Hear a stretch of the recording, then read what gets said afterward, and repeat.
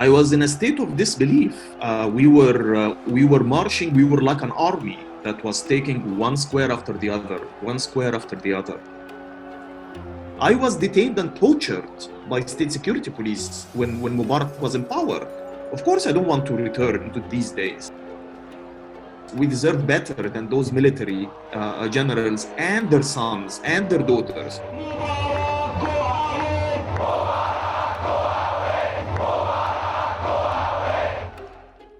It's been 10 years since Egypt's 25th of January revolution, the uprising that ousted President Hosni Moubarak. Likened to a modern-day pharaoh, Moubarak had ruled Egypt for nearly 30 years with an iron grip. Hossam el-Hamalawy is an Egyptian journalist and socialist activist. He was a leading voice during the revolution. I would be lying to you if I told you that I knew that this was the start of the revolution. I think most of the participants and the organizers of the event or of the protests on that day did not have such a high target of overthrowing the regime. The main demands that had been agreed upon on that day were the impeachment of Habib al-Adli and calling into account or holding accountable the police officers who were involved in torture in general and in the murder of Khaled Saeed in specific. And by night, that's when things started to completely change. By night, the whole square was full of people.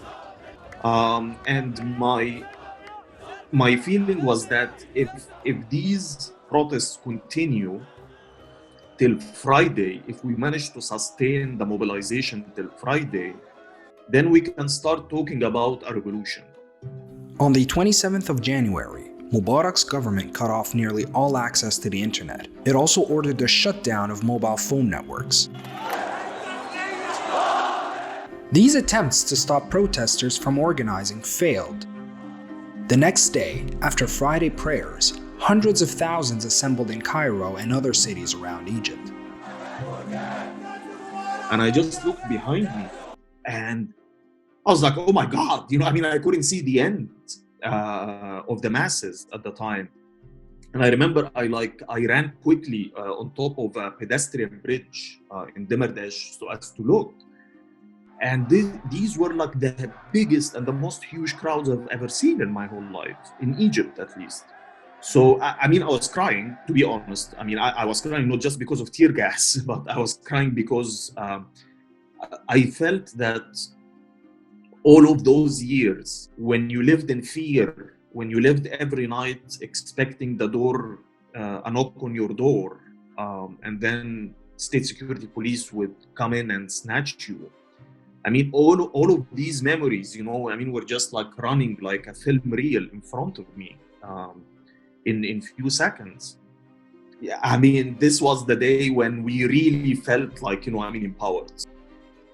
The demonstrations turned violent as police forces fired tear gas, water cannons, rubber bullets, and live ammunition at unarmed protesters. But as the day progressed, the police found themselves retreating in the face of determined crowds. I was in a state of disbelief. We were marching. We were like an army that was taking one square after the other, one square after the other. It's a long way from Nasr City all the way to Tahrir. And we were basically grabbing control of the squares from the Central Security Forces after fierce fights and, with tear gas, rubber bullets, live ammunition, attempts by the armored vehicles to run us over. And at the same time, no one was retreating from our side. The world watched in anticipation for 18 days as Cairo's Tahrir Square became the epicenter for protests against Mubarak's government. Once you stepped into Tahrir, you felt safe, at least throughout the 18 days. You felt empowered. You felt like you were in some sort of a commune or a collective where everyone is determined, and everyone is hopeful, and everyone is also fearful for the future of Egypt. أقول من جديد. The embattled president refused to resign. He appeared on state television to give one speech after another, promising reforms and warning of chaos. But this did little to assuage public anger against him and his government. More than 800 were killed during the uprising. أيها المواطنون، في هذه الظروف العصيبة التي تمر بها البلاد،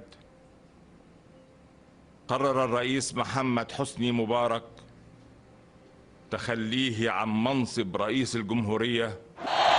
On the 11th of February, Moubarak stepped down, ceding power to the military. I was crying like a baby, I was very touched. I felt that I wished that my father was alive. I mean, my dad had already passed away 10 years earlier. And I felt that we were about to achieve his dream of seeing Egypt as a modern, free country where people are not dying because of hunger or disease. People are not dying because of catastrophes that could have been averted easily if there was some crisis management planning done by an efficient state. I was thinking of him a lot on that day. In 2012, Egypt held its first free presidential vote, electing Mohammed Morsi of the Muslim Brotherhood. But just a year later, Morsi was overthrown and arrested in a military coup led by then Defense Minister Abdel Fattah Sissi, following mass protests against his rule. The army then suspended the constitution and installed an interim government. When Morsi's supporters held sit-ins at Rab'a and the Nahda squares, camping for weeks to protest his overthrow, security forces violently dispersed them, killing more than 900 in a single day. Human Rights Watch called it the worst mass killing in modern Egyptian history. Sissi became president in 2014.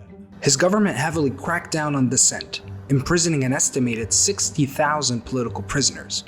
Human rights groups now believe repression in Egypt is worse under Sissi than it was under Moubarak. 2011 هو علاج خاطئ لتشخيص خاطئ. When Sissi got officially inaugurated as a president, I said game over. That's the kind of thing that his Western allies, need so that they can deal with him, without any embarrassment. Oh, we have an elected president now, so now we can sell him arms, we can sell him surveillance technology, we can do business, with him. We can send our billions to invest, Egypt in all sorts of projects. I did go through depression for a year or two where I was completely depressed. In 2012, Moubarak was sentenced to life in prison for his alleged role in the killing of protesters. But after 2 retrials, he was acquitted of the charges in 2017. He died in 2020, a free man. The kind of repression we have now would make Moubarak a Nelson Mandela when it comes to civil liberties and freedoms. But I am not one of those who have nostalgia to the times of Hosni Moubarak, because he is the reason, why we are in today, what we are in today. He is the reason. He's the one who created this regime. He's the one who groomed those military generals.